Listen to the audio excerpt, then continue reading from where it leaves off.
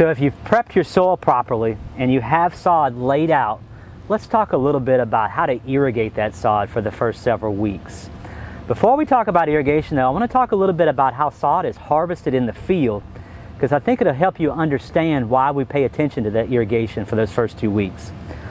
Sod is grown in a pasture or open field where it's seeded and allowed to grow out and establish itself.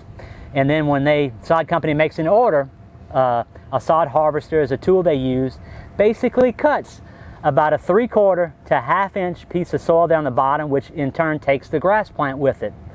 So your sod piece, they're already removing 2/3 of its root system when they harvest it. So we have a compromised root system.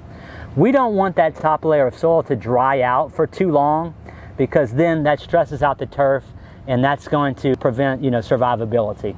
So when watering turf for the first couple of weeks after being installed, we like to water it a few times a day, but really we need to be observant. So a lot of times we're running the sprinkler system for 5 to 10 minutes in the morning time. We're running it just enough to soak that first 1/2 inch layer of soil that came with the sod, to fully soak that layer.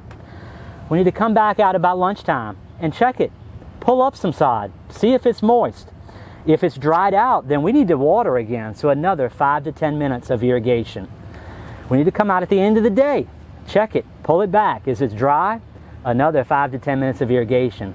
We're going to do this routine for about 2 weeks, until when you go out there to check that sod, you pull it back and you can see some of those roots are now growing into your soil. Then we can start backing off and watering a little bit more infrequently to allow those roots to grow.